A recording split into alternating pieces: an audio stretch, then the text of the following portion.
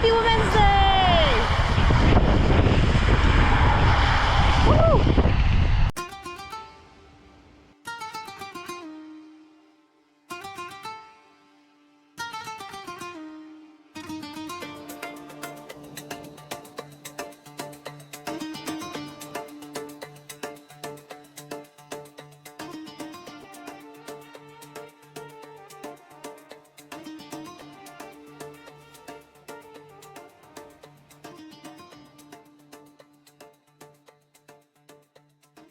Morocco.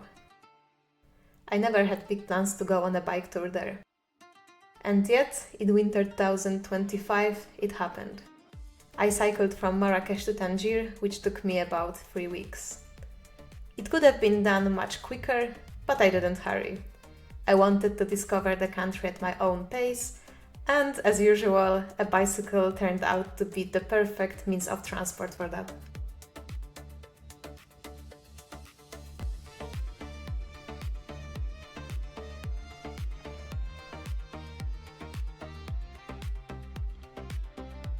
During the first 2 weeks of the trip, Morocco appeared to be an intriguing, rewarding, and relatively friendly place to travel. The weather was on my side too. Sunny and warm, but not unbearably hot like on my previous trip to Southeast Asia. Just perfect conditions for cycling. La la la la la la la la la la. But wait a second. So what the hell is this then?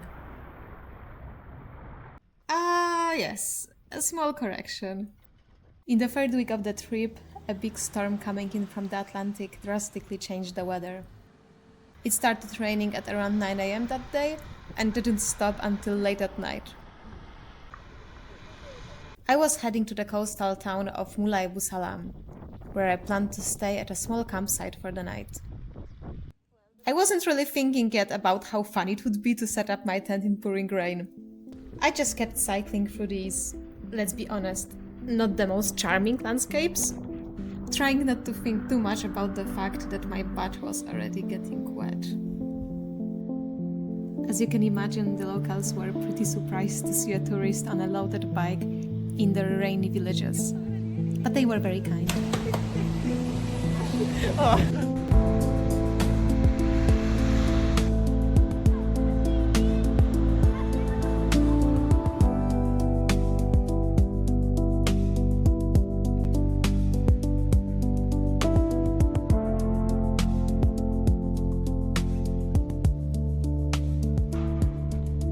But you know what? I actually did enjoy that day. You know that state of mind when you realize you can't change much, so you just accept things as they are? Well, there was nothing else for me to do but focus on the road and keep going. I couldn't even distract myself with music or audiobooks because it was too wet to use my phone. So for a couple of hours I was left alone with my thoughts. And yet, there really weren't many thoughts at all. My mind was surprisingly quiet. It felt more like a kind of meditation.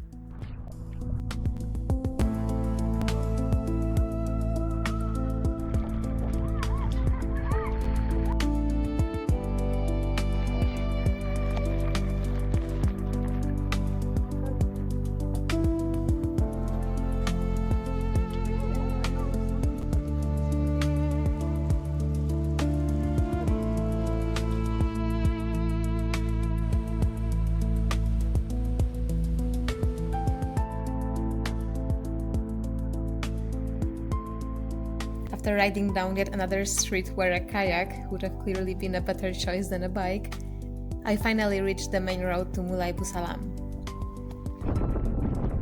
As the rain kept getting heavier, I went for a happy selfie, but instead my bike fell over and I almost went down with it. And now, what do you think I did next? A. I lay down next to my bike. B. I performed one of the traditional dances of French Polynesia. C. I picked my bike up and kept going. Or D. I didn't have time to think about it because someone stopped their car and invited me to their home. I give you 5 seconds.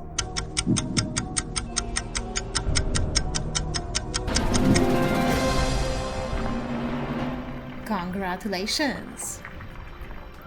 As you can see, I was invited by Mohammed, who happened to be on his way back home when he noticed me standing helplessly next to my bicycle. He invited me to come along and join his family, and let me tell you, it turned out to be one of the best evenings of the entire trip.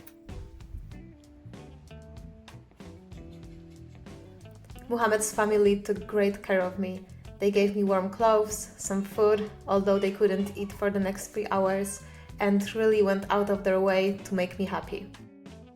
His sisters especially were so kind and caring.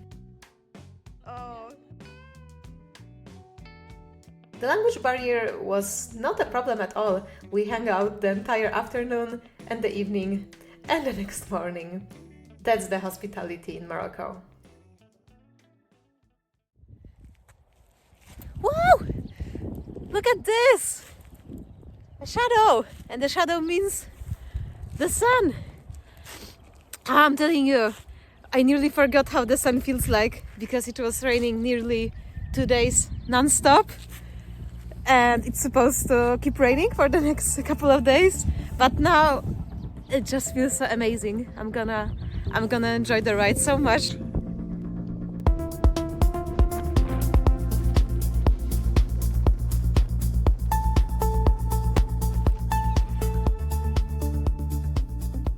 On that day, I was indeed very lucky with the weather. It could start raining in any moment, but it didn't, so I had a chance to enjoy the sun and the views, and oh my god, look at that wind. I'm not sure I would have been able to cycle if it were a headwind. Again, I had so much luck because normally in that part in Morocco the wind blows from the north, but during my trip it came from the south. Phew! Thank you!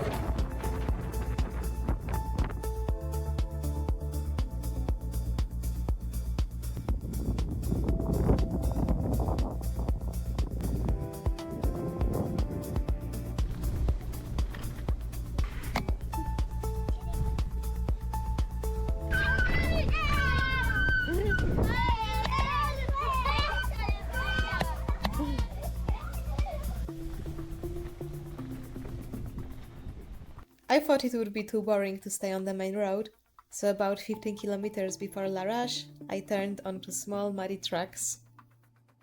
It was fascinating to cycle through those small hidden villages, although my bicycle was probably less happy.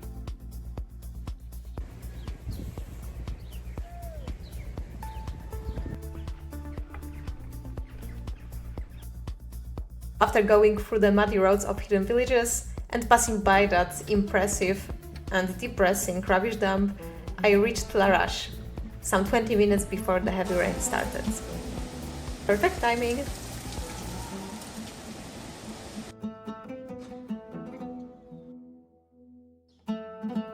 I stayed in Larash for 2 nights and managed to explore some nice corners when it was not raining. The weather didn't improve at all the next day. But well, it was time to move on.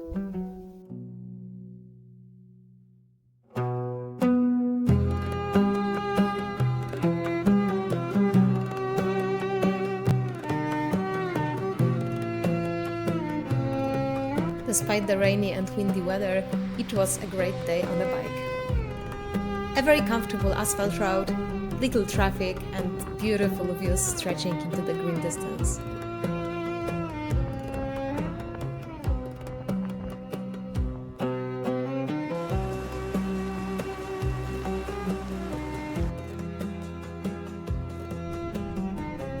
At some point, a very kind motorcyclist offered me a short ride up the hill so I could save some energy. So nice of him.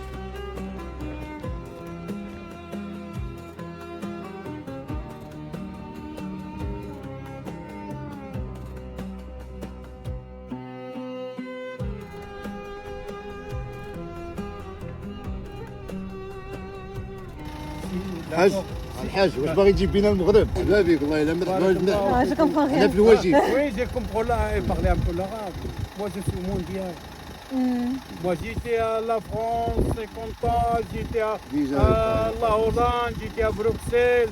Ah, vous Ouais. avez voyagé beaucoup. Ouais, je voyage beaucoup. C'est ça, Inch'Allah. Inch'Allah, on voit.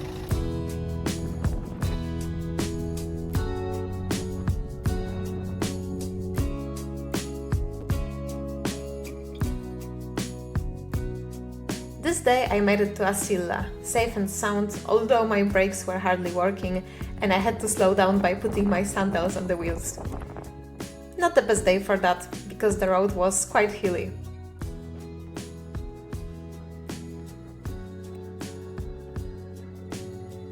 Asila is a lovely little seaside town. I will always have very good memories from that place. In Asila, I finally got my brakes repaired. It was about time.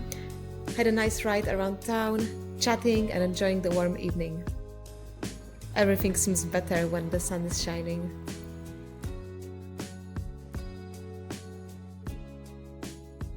My Airbnb host was not there, so I was received by her good friend Nazia. It was the first time that I had iftar, just the two of us, which was very different to what I had seen and experienced so far. I loved that cozy evening with Nazia.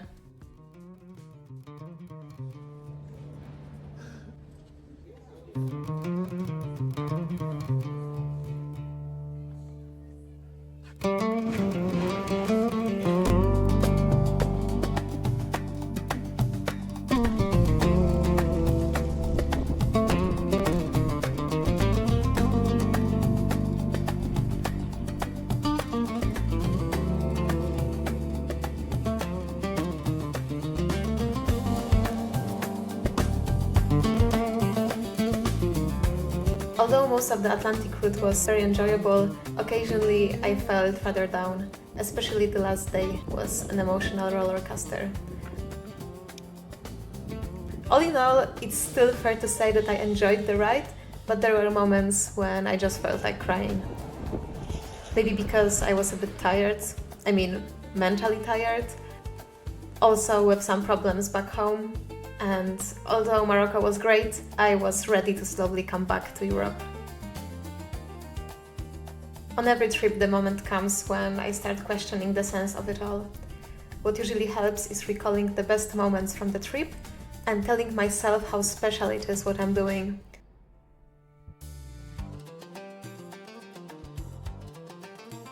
So I forced myself into this positive thinking and kept going. Oh, and I found some puppies. Hugging a puppy always helps.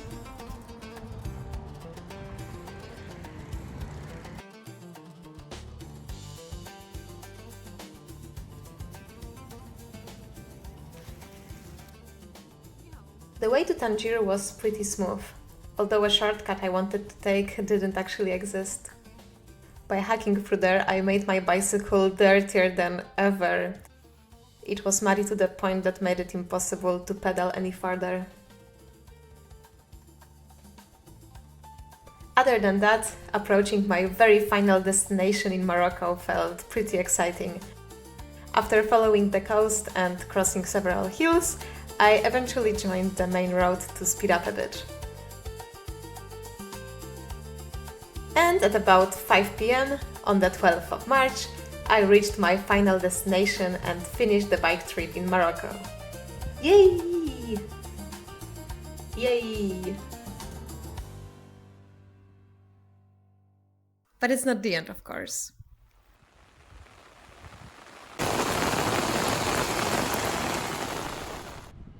After 2 rainy days, the sun finally came out and I had a chance to explore Tangier before continuing my journey to Spain.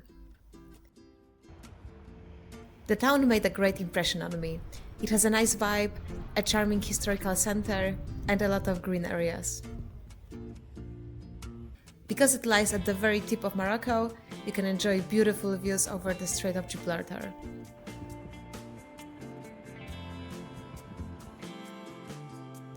It's quite hilly, so I often had to push my bike, but that actually made it even more interesting.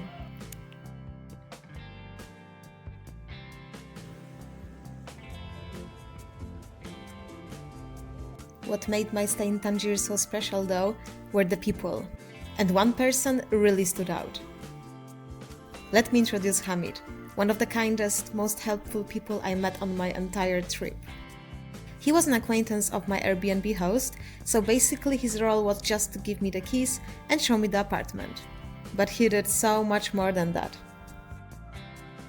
He helped me clean my poor bicycle, showed me around the neighborhood, gave me a recipe for the most comforting food, and most importantly, made me feel so welcome.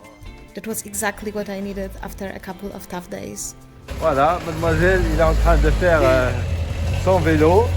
C'est ça. Il a fait des kilomètres et des kilomètres. Ah, il a une terrasse, il a un garage pour son vélo, il a tout ce qu'il faut. And just when I thought it couldn't get any better, he took me to a local hammam. That truly completed my experience in Morocco. That's the entrance. I would have never guessed that there is a hammam in that building. You like? Huh? You like? Oh, very much. It was fantastic. First time? Yes, it was first time indeed. Show to your friends. Yeah, I'm gonna show them. Yeah, thanks.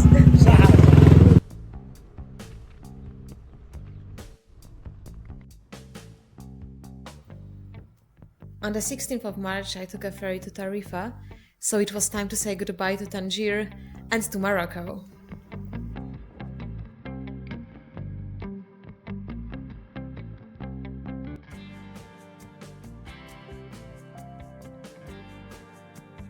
I guess at this point I should say a few words to sum up my bike trip, which I find quite difficult.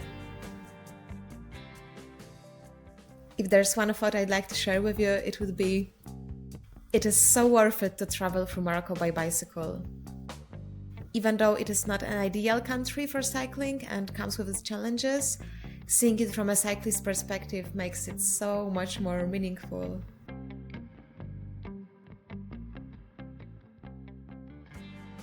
Thank you to all the amazing people I've met. I appreciate every smile, kind word and gesture, all the help I received, and all the wonderful experiences I had thanks to you. شكراً للمغرب والمراربة كاملين. Bye!